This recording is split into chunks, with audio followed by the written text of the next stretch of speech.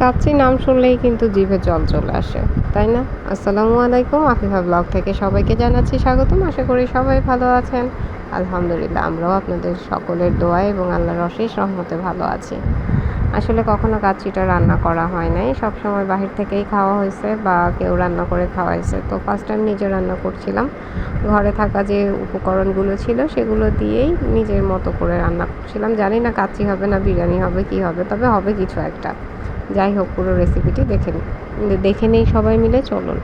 প্রথমত এখানে আমি খাসির গোশত খুব ক্লিন করে খুব সুন্দরভাবে ধুয়ে পরিষ্কার করে নিয়েছি।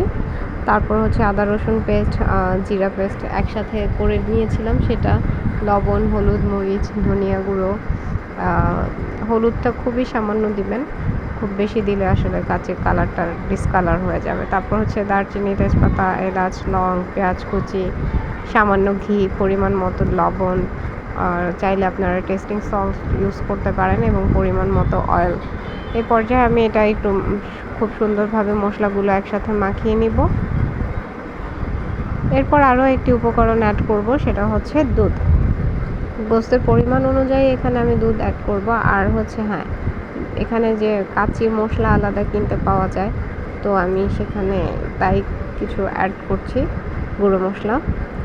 আর সেটি যদি না থাকে, গরম মশলার গুঁড়াও আপনারা ইউজ করতে পারেন এক্ষেত্রে। তো এখানে আমি পরিমাণ মতো 1 কাপ দুধ দিয়ে দিচ্ছি। আগে থেকে গরুর দুধ দিয়েছি আসলে, আপনারা চাইলে গুঁড়ো দুধ গুলিয়ে তারপর 1 কাপ পরিমাণ দিতে পারেন। তো কিছুক্ষণ ম্যারিনেট করে এখানে রেখে দিব। আর ওদিকে পানি ফুটাতে দিয়েছিলাম, সেখানে 2টো এলাচ আর পরিমাণ মতো একটু তেল, আর পারলে আপনারা ঘিও দিতে পারেন। ঘিটা দিলে আসলে চাটা থেকে একটা সুন্দর মানে স্মেল আসে, সেজন্য দেওয়া। তো এই পর্যায়ে আমি এখানে পোলার চাল ইউজ করছি, আপনারা চাইলে কাচ্চির জন্য বাসমতি চাল ইউজ করতে পারেন। তো আমি এখানে পোলার চাল ইউজ করছি। পোলার চাল ধুয়ে এখানে ফুটে ওঠা পর্যন্ত অপেক্ষা করব। মানে চালের 40% না ফুটা মানে ধরেন 100%-এর ভিতরে 50% চালটা যখন হয়ে আসবে, তখন আমি এটা নামিয়ে ঠান্ডা করে নিব। আর ওদিকে কিন্তু গোস্তটা বসিয়ে দেওয়া হয়েছে, ফুটে উঠেছে। এটা খুব ভালোভাবে আমি সিদ্ধ করে নিব এই পানিটাতে। এখানে আমি কোনো এক্সট্রা পানি ইউজ করব না। তো এই পর্যায়ে কিন্তু আমার গোস্তটা প্রায় হয়ে আসছে। এখান থেকে কিছুটা গোস্ত আমি উঠিয়ে নিব। আর অপর দিকে কিন্তু আমি আলু সিদ্ধ করে একটু অয়েলে ফ্রাই করে নিয়েছিলাম, একটু হলুদ আর একটু মরিচের গুঁড়ো দিয়ে। আপনারা চাইলে জর্দা কালার ইউজ করতে পারেন, বাট আমি এখানে কোনো ফুড কালার বা জর্দা কালার ইউজ করছি না।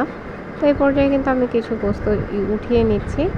তারপর ওই যে আগে থেকে যে চালটা ফুটিয়ে নিয়েছিলাম, সেই চালটা থেকে এখানে আমি চাল 2 ভাগে স্তর করে দিব।